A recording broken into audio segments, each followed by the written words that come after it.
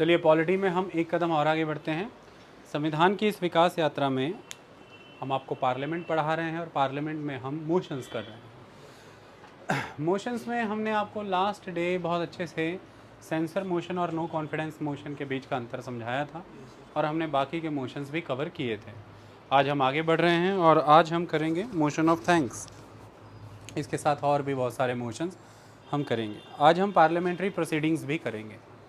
Parliamentary proceedings मतलब हम ये समझेंगे कि बिल की क्या प्रक्रिया होती है, बिल कैसे दाखिल होता है, कैसे पास होता है और वो कानून कैसे बनता है। हम आज आपको मनी बिल के बारे में पढ़ाएंगे और एक ऑर्डिनरी बिल के साथ उसके डिफरेंसेस भी समझाएंगे। इसी के बाद लेक्चर आगे बढ़ेगा। चलें शुरुआत करें। शुरुआत में आता है मोशन ऑफ थैंक्स। क्या होता है मोशन ऑफ थैंक्स? ये भी एक मोशन है थैंक्स का। किसे थैंक्स करते हैं आप, ये समझना ज़रूरी है। सबसे पहले जब ये थैंक्स दिया जा रहा है तो ये प्रेसिडेंट को दिया जा रहा है। It is to the president of India. भारतीय राज्य के राष्ट्रपति को ये दिया जाता है। क्यों दिया जाता है, ध्यान से समझें। कॉन्स्टिट्यूशन के अंदर 2 आर्टिकल हैं। एक आर्टिकल 86 है। आर्टिकल 86, ये आर्टिकल 86 ये कहता है कि जो प्रेसिडेंट अगर चाहें तो किसी भी हाउस को, ईदर हाउस, प्रेसिडेंट यदि चाहें तो किसी भी हाउस को समन कर सकते हैं for the purpose of address, तो उसे वो एड्रेस कर सकते हैं। इसमें हाउस के सदस्यों को हाजिरी देनी ज़रूरी है। आज़ादी से लेकर के जब संविधान लागू हुआ 1950 26 जनवरी, तब से लेकर अब तक ये प्रोविज़न यूज़ नहीं हुआ, आर्टिकल 86। दूसरा प्रोविज़न है आर्टिकल 87। आर्टिकल 87 के तहत ये है प्रेसिडेंट का स्पेशल एड्रेस। आर्टिकल 86 में स्पेशल एड्रेस नहीं था। उसमें ये कहा गया था कि किसी भी हाउस को प्रेसिडेंट अपने एड्रेस के लिए समन कर सकते हैं और अटेंडेंस रिक्वायर्ड है वहाँ पे। लेकिन यहाँ पर अगर बात करें आर्टिकल 87 में, तो इसमें ये कहा गया है, उसमें तो किसी भी हाउस, उसमें कोई पर्टिकुलर टाइम नहीं बताया, सिचुएशन नहीं बताई थी आर्टिकल 86 में, और वो आज तक कभी फिर यूज़ भी नहीं हुआ। आर्टिकल 87 में तो परिस्थितियाँ बताई गई हैं। ये बताई गई हैं कि हर साल पार्लियामेंट्री ईयर्स की बिगनिंग में मोस्ट प्रोबेबली बजट सेशन का जो ओपनिंग होगी, उस ओपनिंग में यानी कि बजट सेशन की शुरुआत में राष्ट्रपति एड्रेस करेंगे दोनों हाउसेस के मेंबर्स को टुगेदर। मैंने यहाँ पर ये नहीं कहा ईदर हाउस, तो मैंने कहा दोनों हाउस, तो बोथ हाउस।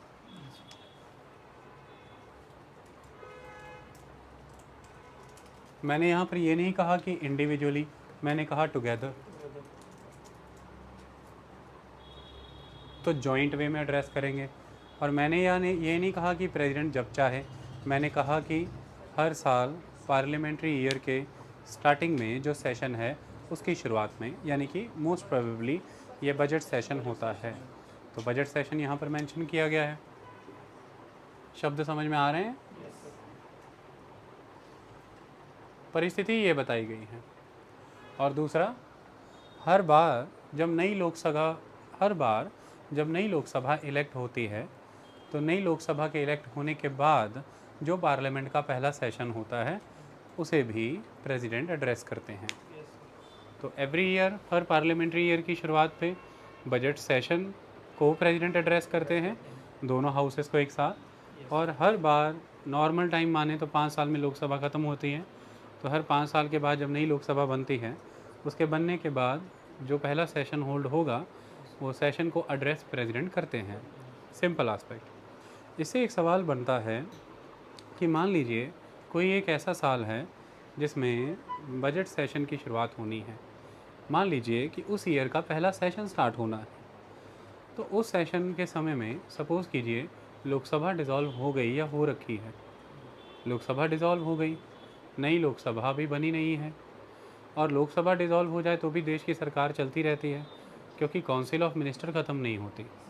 पिछली लोकसभा से जन्मी काउंसिल ऑफ मिनिस्टर बनी रहती है, वो राष्ट्रपति को एड एंड एडवाइस करती रहती है, क्योंकि कॉन्स्टिट्यूशन में ये बाउंडेशन है कि प्रेसिडेंट कभी भी काउंसिल ऑफ मिनिस्टर की एड एंड एडवाइस के बिना नहीं चलेंगे।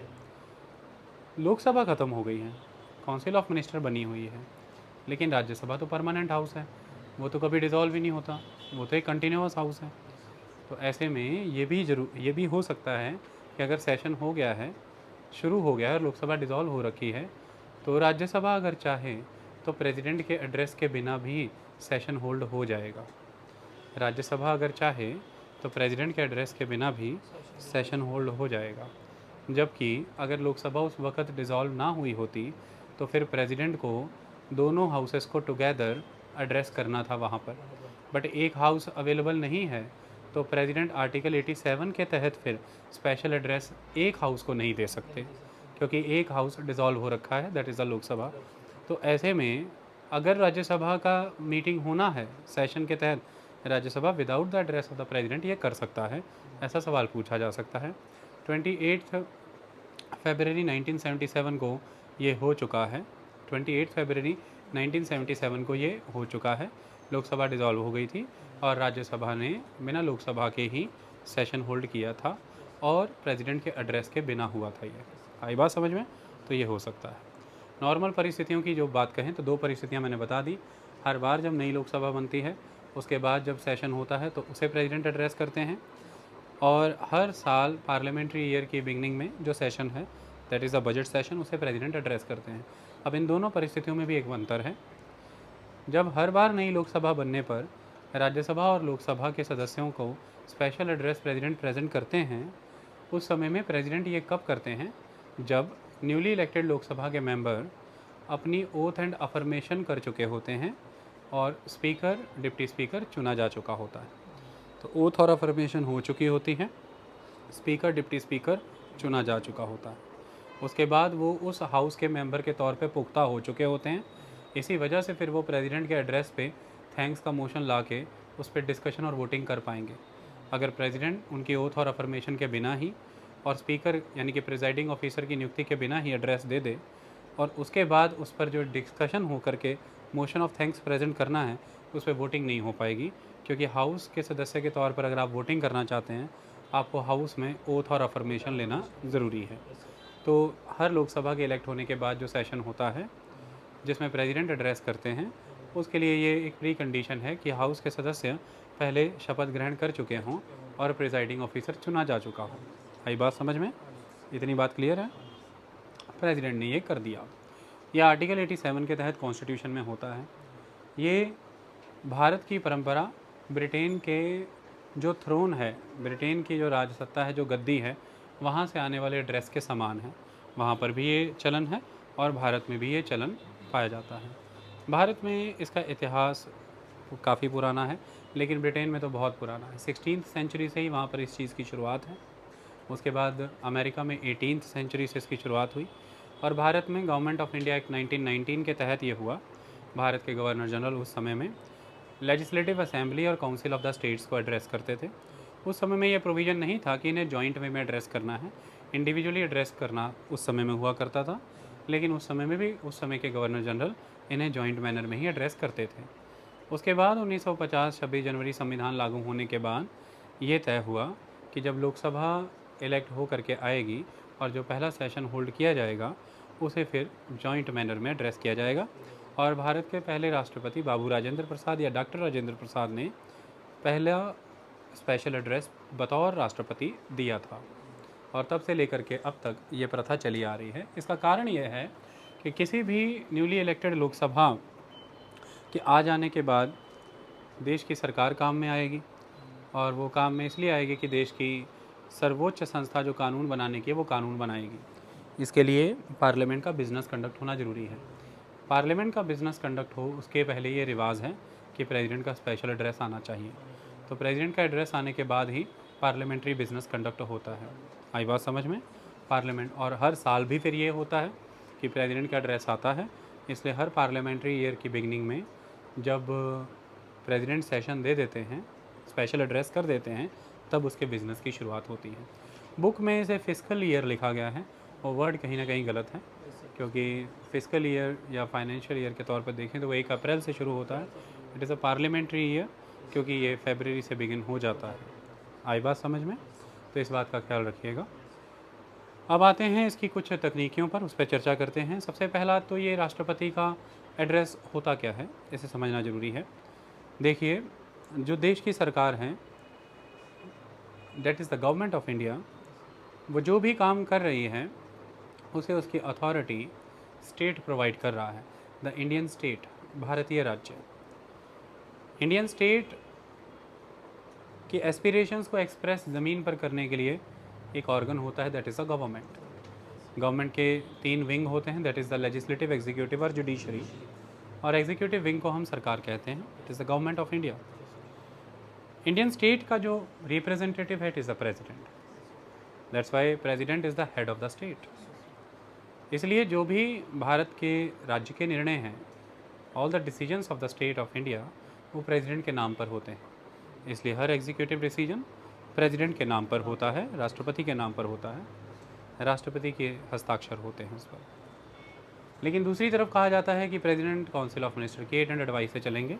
ये संसदीय प्रणाली की मर्यादा है, क्योंकि प्रेसिडेंट रूल नहीं है हमारी कंट्री में, पहला, और राजघराना सिस्टम भी नहीं है, तो प्रेसिडेंट ऑटोक्रेटिक भी नहीं है, जनता का राज है, लोकतंत्र है, डेमोक्रेसी है, फर्स्ट एस्पेक्ट। और दूसरा एस्पेक्ट की पार्लियामेंट्री डेमोक्रेसी है, तो जो जनता के द्वारा चुने गए हैं राज उनका होगा। इसलिए गवर्नमेंट जो है वो प्रधानमंत्री उसे कंट्रोल करते हैं, तो head of the government is the prime minister and the head of the state is the president. काम प्रधानमंत्री ही करवाएंगे, करेंगे, काम होगा राज्य के नाम पर, राष्ट्र के नाम पर, वो प्रेसिडेंट के नाम पर होगा। ऐसा ही सिस्टम चलता आ रहा है। ऐसे में अब ये है कि देश की सरकार ने पिछले बरस में क्या किया, उसकी क्या पॉलिसीज़ थी, उसके क्या प्रोग्राम्स थे, उसका क्या विज़न था पिछले ईयर, फिर उसने उसमें क्या अचीव किया। तो लास्ट ईयर की गवर्नमेंट की पॉलिसीज़, प्रोग्राम, उनके ऑब्जेक्टिव्स और उनकी अचीवमेंट्स को देश के सामने रखना ज़रूरी है। देश के सामने रखने का यहाँ पर मतलब है देश की जनता के द्वारा चुने हुए नुमाइंदों के सामने रखना ज़रूरी है।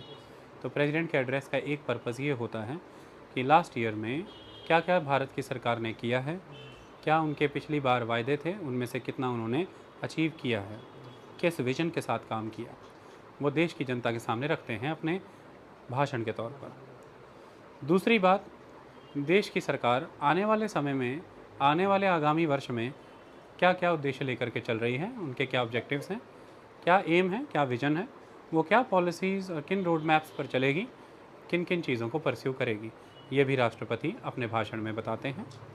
और तीसरी चीज़ ये है कि राष्ट्रपति के भाषण से ये पता लग जाता है कि इस सेशन में इस बार एजेंडे पे जनरल वे में जनरली किस किस तरह के लेजिस्लेटिव वर्क एजेंडे पे रहेंगे, क्योंकि जो भी सरकार का विज़न है, जो सरकार करना चाहती है, उसके तहत फिर इस सेशन में बिल आएंगे। यानी कि राष्ट्रपति के भाषण से अगर आपको प्राइवेटाइजेशन के बारे में पता लगता है या फिर किसी भी और प्रक्रिया के बारे में, तो यकीनन फिर वही बिज़नेस इस बार कंडक्ट होने वाला है। तो एक तरह से इस सेशन की होने वाली बिज़नेस की रूपरेखा भी राष्ट्रपति का भाषण दे देता है। मुख्यतः राष्ट्रपति का भाषण इन चीज़ों पर आधारित होता है। तो एक तरह से सरकार के पिछले कामकाज, उनके नतीजे, सरकार की उपलब्धियां और सरकार के आने वाले वर्ष के कामकाज, एक तरह से सरकार के अचीवमेंट से भरा होता है राष्ट्रपति का भाषण। तो ऐसा लगेगा ये राष्ट्रपति नहीं बोल रहे हैं, जैसे कोई agent of the government of India बोल रहा है। इससे ये प्रमाणित हो जाता है कि राष्ट्रपति का ये भाषण भारत सरकार तैयार करती है। तो सेंट्रल गवर्नमेंट, जैसे आप यूनियन गवर्नमेंट कहते हैं, ये उसके द्वारा तैयार किया होता है। संसद के सामने से प्रस्तुत करने का कार्य केवल और केवल राष्ट्रपति करते हैं। तो वो केवल इसे प्रस्तुत करते हैं। ये भाषण राष्ट्रपति का निजी भाषण नहीं होता है, ये उनका पर्सनल एड्रेस नहीं होता है, ये स्पेशल एड्रेस है। ये भाषण में राष्ट्रपति का अपना सब्जेक्टिविटी का कैरेक्टर नहीं होता है, यानी कि इसमें राष्ट्रपति का विजन, राष्ट्रपति की पर्सनल एस्पिरेशंस, उनकी सोच नहीं होती है। इसमें देश की सरकार के द्वारा एक एक शब्द जो चुना गया है वो लिखा है। इसलिए इस भाषण के एक एक शब्द के लिए देश की सरकार जिम्मेदार होती है, राष्ट्रपति नहीं होते हैं। इसके अंदर लिखे एक एक शब्द के लिए देश की सरकार, इसलिए कोई भी सांसद राष्ट्रपति का क्रिटिसिज्म यहाँ पर नहीं करता है, राष्ट्रपति के भाषण का क्रिटिसिज्म होता है, क्योंकि भाषण सरकार का है एक तरह से, और यहाँ पर क्रिटिसिज्म सरकार का होगा।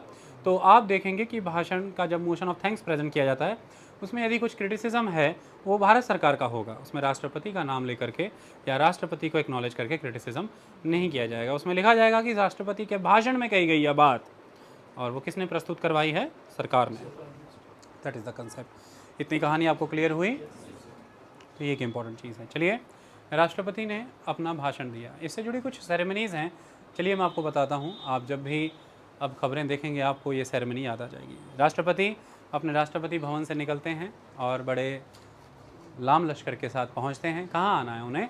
उन्हें संसद आना है। देखिए वहाँ पर एक सेंट्रल हॉल है, that is important aspect. Central hall में ही ये दोनों जॉइंट वे में ऑर्गेनाइज होंगे, लोकसभा और राज्यसभा। जब उन्हें वहाँ पर रिसीव किया जाता है, कौन कौन पहुँचेगा? पहले तो ज़रूरी है दोनों हाउसेस के प्रिजाइडिंग ऑफिसर्स का वहाँ पर आना।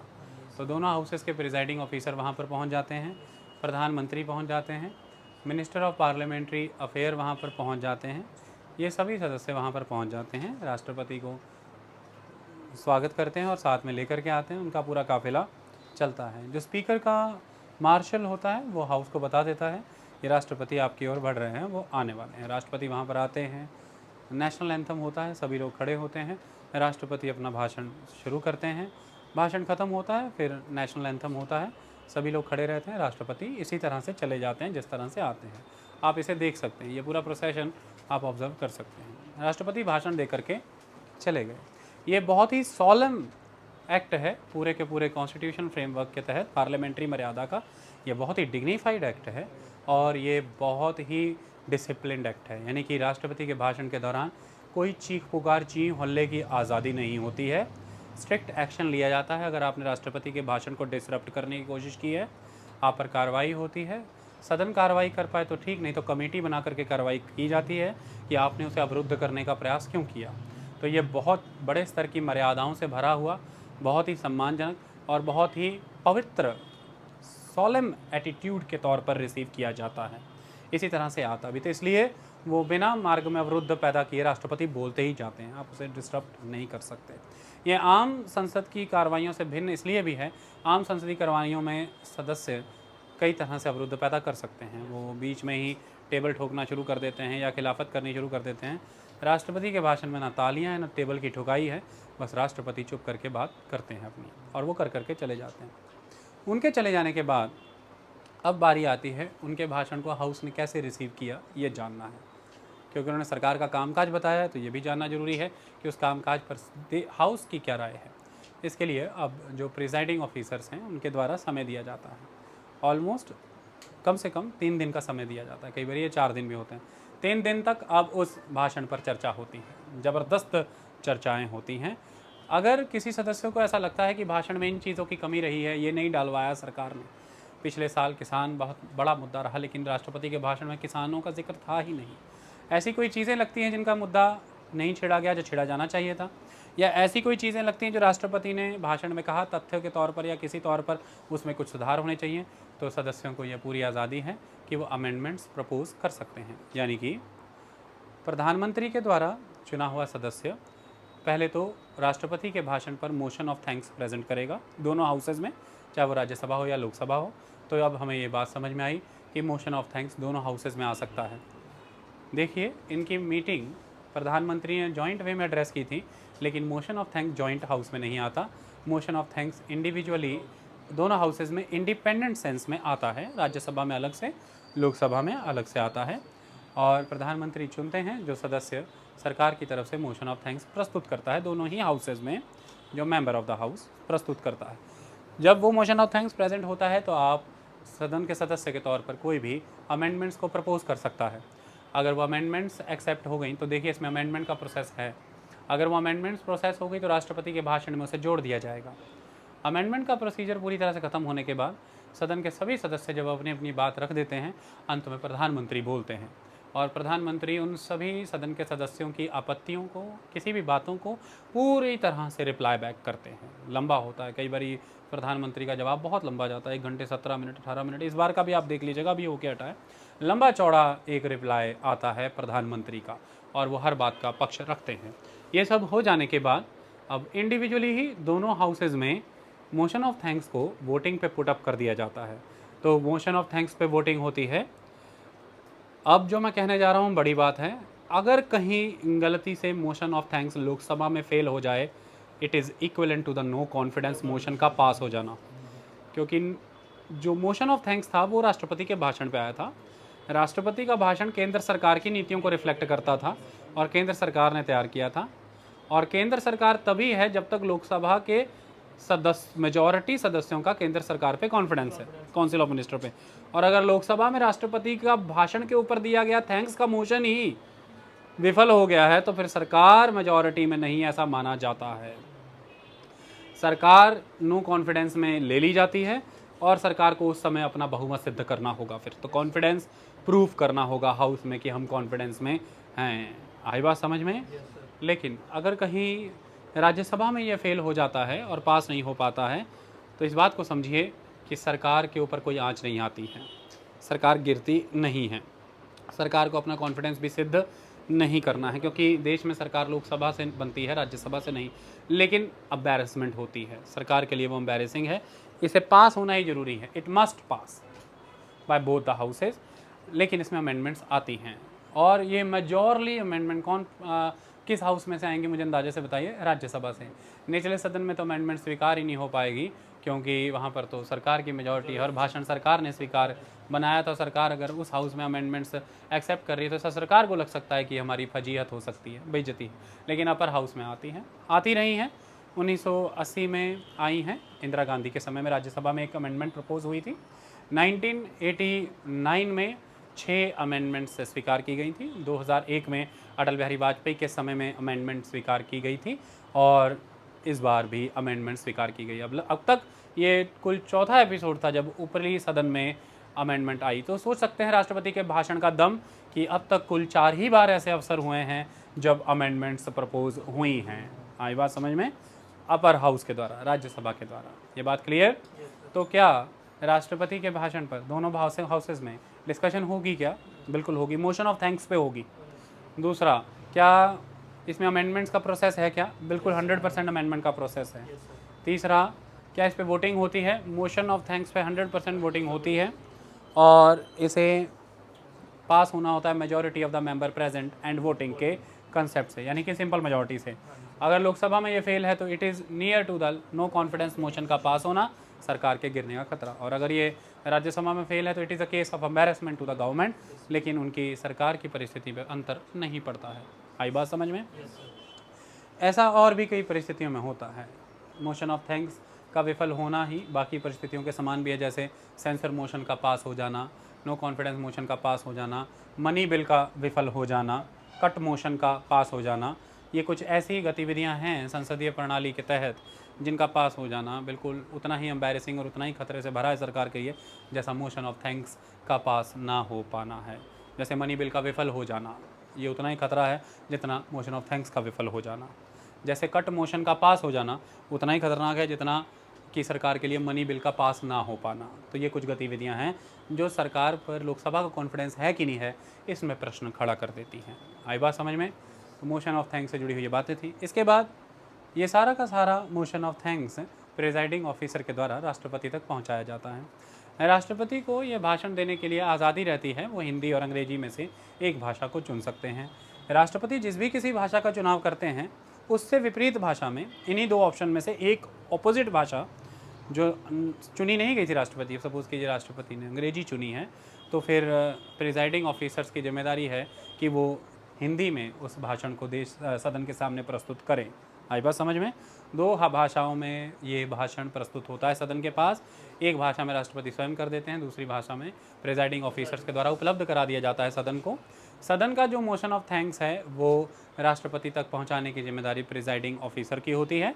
प्रिजाइडिंग ऑफिसर के द्वारा जब सदन का मोशन ऑफ थैंक्स राष्ट्रपति के पास पहुंचा दिया जाता है, राष्ट्रपति उस मोशन ऑफ थैंक्स पे अपना स्टेटमेंट ऑफ सेटिस्फैक्शन यानी कि स्टेटमेंट ऑफ थैंक्स देते हैं और वो स्टेटमेंट प्रिजाइडिंग ऑफिसर हाउस के सामने पढ़ देता है, प्रेजेंट कर देता है कि राष्ट्रपति को आपका मोशन ऑफ थैंक्स पहुंचा दिया गया है। ये एक पूरा का पूरा फॉर्मल प्रोसेस था। इतनी कहानी समझ में आ गई?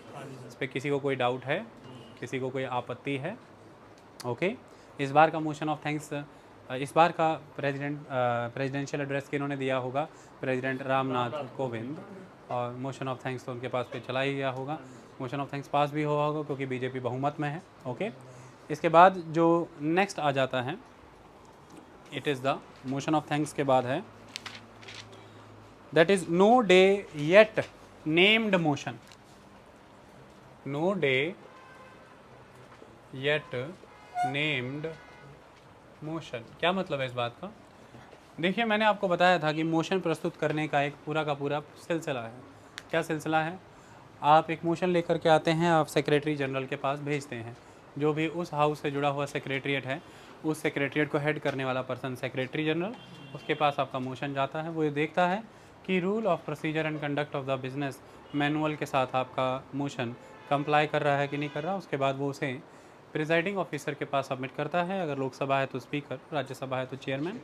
प्रिजाइडिंग ऑफिसर उसे अप्रूवल देता है और आपको ये परमिशन देता है कि आप अपना मोशन जो है वो पढ़िए और फिर उस मोशन को सदन के सामने प्रस्तुत करता है प्रिजाइडिंग ऑफिसर। इतनी बात क्लियर। देखिए, जब प्रिजाइडिंग ऑफिसर इसे अप्रूव करते हैं तो प्रिजाइडिंग ऑफिसर के अप्रूवल के बाद इसे बुलेटिन पार्ट 2 में डाल दिया जाता है। हाउस का बुलेटिन बनता है, उसमें डाल दिया जाता है कि किस डेट को कितने बजे आपको मौका दिया जाएगा। कुछ ऐसे मोशंस होते हैं जिन्हें प्रेसिडेंट स्वीकार तो कर लेते हैं, प्रिजाइडिंग ऑफिसर अप्रूव तो कर देते हैं, एडमिट कर लेते हैं, लेकिन बुलेटिन में अभी उन्हें किसी पर्टिकुलर डेट के कॉरेस्पॉन्डेंस में डाला नहीं जाता है। ये डाल दिया जाता है कि एडमिटेड हैं, किस डेट पे किस समय में ये लिए जाएंगे वो अभी तय नहीं है, लेकिन हाँ मोशन एक्सेप्टेड है, मोशन एडमिटेड है। वो कब लिया जाएगा वो अभी तय नहीं है। वो जब लिया जाएगा वो तय होगा कि बिज़नेस कितना पेंडिंग है हाउस का, और कब कब कौन सा बिज़नेस ऑर्गेनाइज्ड है, कब सब गवर्नमेंट बिज़नेस है, कब कब प्राइवेट बिज़नेस है। तो इसके लिए फिर presiding officer leader of the house के साथ, बिज़नेस एडवाइजरी कमेटी के साथ बातचीत करके, सलाह मशवरा करके इस मोशन को डेट एलोकेट कर देते हैं। लेकिन तब तक के लिए इसे डेट एलोकेट नहीं की जाती, इसलिए no day yet named motion है। जिस पर्सन ने ये मोशन मूव किया था उसके नाम पे ये बुलेटिन में दर्ज हो जाता है, डेट एलोकेट नहीं हुई होती है। मोशन नाम पे ही दर्ज होते हैं जो इन मोशंस को मूव करते हैं उनके। ओके, इतनी बात क्लियर। अब हम पढ़ेंगे पॉइंट ऑफ ऑर्डर मोशन। रुको, अगला पता ही आपको पॉइंट ऑफ ऑर्डर क्या मतलब है इसका। देखो, पार्लियामेंट में जो बिजनेस एक कंडक्ट होगा जैस्मीन, उसका क्या है, ऑर्डर है ना, लॉ एंड ऑर्डर जानती हो ना, तो वही ऐसा ही एक ऑर्डर पार्लियामेंट के अंदर भी है, उसे फॉलो करना ज़रूरी है। वो ऑर्डर किस पे बेस्ड होगा, या तो जो पार्लियामेंट्री कन्वेंशंस हैं उन पे बेस्ड होगा, या rule of procedure and conduct of business manual पे डिपेंड करेगा, और या कॉन्स्टिट्यूशन में कुछ ऐसे आर्टिकल्स हैं जिनके ऊपर बेस्ड होगा। तो पार्लियामेंट के अंदर के बिजनेस के ऑर्डर को सेटल करने के लिए कई सारी डिवाइसेस हैं, कई सारी इंस्ट्रक्शंस हैं, उनको फॉलो करना पड़ेगा। जो जो चीज़ें तो प्रेसिडेंट के संज्ञान में रहती हैं, यानी कि rule of procedure, conduct of business, constitution के आर्टिकल्स और पार्लियामेंट्री कन्वेंशंस जो कि बिजनेस के ऑर्डर्स को तय करती हैं। पार्लियामेंट में स्पीकर लोकसभा का और चेयरमैन राज्यसभा का एक ऑथोराइज्ड चेयर है जो डिसाइड करता है कि ऑर्डर वाइज काम चल रहा है कि नहीं चल रहा है। अगर ऐसा कभी लगता है कि सरकार अपने दबदबे को इस्तेमाल कर रही है, अगर लोकसभा राज्यसभा में अपनी ओवरवेलमिंग मेजॉरिटी का इस्तेमाल करके जो हाउस का एक ऑर्डर है उसे डिस्टॉर्ट करने की कोशिश की जा रही है, ऑर्डरली मैनर में काम नहीं हो रहा है, जिस तरह से मोशन प्रेजेंट करके अपनी बात रखी जानी चाहिए थी वो नहीं हो रहा है, जिस तरह से सवाल पूछे गए उनका जिस फॉर्मेट में जवाब आना चाहिए था उस तरह से नहीं आ रहा है, सप्लीमेंट्री क्वेश्चंस पूछने नहीं दिए जा रहे हैं, ऑर्डर फॉलो नहीं हो रहा है, the order is being distorted by the misdeeds और you can say the wrong deeds of the government. ऐसा हो सकता है ना, हाउस के भीतर ये हो सकता है। ऐसे में you can raise the point, you can raise the doubt, you can raise your finger to the order of the house. It is the point of order. So I will ask you simply, when you will raise that motion, I will ask you simply, what is the point? You will say that it is the point related to the order of the house. It is the point of order motion. Okay, so point of order motion किया जाता है mostly opposite, इसे opposition party के member इसे rays करते हैं और वो कहते हैं कि सदन अपनी कार्रवाई अपनी मर्यादाओं के तहत नहीं कर रहा है, मर्यादाओं से बाहर जा कर के कर रहा है। तो एक तरह से ये एक एक्स्ट्रा ऑर्डनरी डिवाइस है जिसके तहत अगर ऑर्डर फॉलो नहीं हो रहा है और ये मोशन प्रस्तुत हुआ है और तो उसके तहत जो कार्रवाई है उसे रोकना पड़ेगा, ये देखना पड़ेगा कि वो मर्यादा के तहत चल रही है कि नहीं। That's why it is extra ordinary device, क्योंकि इसमें कैपेबिलिटी है ये प्रोसीडिंग बिफोर द हाउस को सस्पेंड कर सकता है। लेकिन ऑर्डर ऑफ द हाउस को कौन तय करता है? Presiding officer. So presiding officer will decide कि पॉइंट ऑफ ऑर्डर मोशन में वो सब्सटेंस है कि नहीं है। Then the presiding officer will decide कि इसको एक्सेप्ट करके आगे बढ़ना है, देखना है कि पॉइंट ऑफ ऑर्डर का इशू बनता है या इसको रिजेक्ट कर देना। ये पॉलिटिकल विल के साथ ही प्रेजेंट किया गया है सरकार को और हाउस को डिफेम करने के लिए, हाउस की कार्रवाइयों को रोकने के लिए, इसलिए इस पर चर्चा करवाने की आवश्यकता नहीं रहती है। इस पर ये नहीं होता है कि भाई ये सदन से पूछा जाए कि आप खुद बताओ। जैसे इस क्लास का ऑर्डर है कि नहीं है ये तो मैं तय करूँगा ना, मैं I am the presiding officer in the class. Class के एक बच्चे ने मुझे ये कहा कि सर क्लास उस ऑर्डर में काम नहीं कर रही जैसे पिछले 4 दिन से कर रही थी, मैंने नोटिस किया। तो मैं उस बच्चे को बुली करने के लिए या उस बच्चे को दबवा देने के लिए क्लास से नहीं पूछना शुरू कर दूंगा कि हाँ बताइए आप लोग ही, इसको बताइए क्लास ऑर्डर में चल रही कि नहीं चल रही। तो आप लोग कहेंगे पागल मूड किधर से हट, क्लास तो ऑर्डर में ही चल रही है। और ज़्यादा आवाज़ें तो मेरे पक्ष में खड़ी होंगी क्योंकि सरकार मेरी है, तो जिसके पक्ष में सरकार है उसको तो काफ़ी आवाज़ें खड़ी करके उसको दबा ही देगा। दूसरा तरीका ये है कि भाई जब इसने ये क्वेश्चन रेज़ किया कि भाई क्लास ऑर्डर वाइज नहीं चल रही, तो मैं प्रिजाइडिंग ऑफिसर हूँ ना, मेरी जिम्मेवारी क्या है, ऑर्डर को मैनेज करना, सुपरवाइज करना। What is the role of the presiding officer? किसको प्रिजाइड कर रहा है वो? रूल्स को। जो रूल्स, कन्वेंशंस, रेगुलेशंस और articles related to the business of the house है वो उन्हें तो प्रिसाइड कर रहा है। चेयर का रिस्पॉन्सिबिलिटी क्या है? उन्हें फॉलो कराना। तो आई विल डिसाइड, जब ये कहेगा मैं I will ask what are your apprehensions, what is your problem, tell me the reasons. तो जो वो पॉइंट ऑफ ऑर्डर रेज करेगा उसमें वो लिख करके देगा मुझे, ये मेरी समस्याएं जेन्युइन लगेंगी तो मैं मानूंगा उसको, नहीं लगेंगी तो मैं उसको समझा दूंगा कि बेटा गलत है ये बात। जेन्युइन लगेंगी तो मैं I will definitely rectify the order of the house, then I will definitely suspend or I will definitely hold that proceeding, then I will rectify it, then we will move further, we will pursue further. So it is extraordinary device capable to suspend the business before the house, but there is no requirement of debate on that. debate की ज़रूरत क्या है कि भाई house point of order के order के according चल रहा है कि नहीं चल रहा है, that will be decided by me, the presiding officer. So no debate is there. Okay, debate इसमें नहीं रहता है। आ गई बात समझ में? ओके, आगे बढ़ें। The next one is the half an hour discussion. रोक दिया। देखो ये जो आधे घंटे वाली चर्चा है, हाफ एन आवर डिस्कशन वाला जो सिस्टम है, हाफ एन आवर डिस्कशन है, ये मैंने लिखा नहीं, ठीक है, मोशन नहीं है यहाँ पे, डिस्कशन है।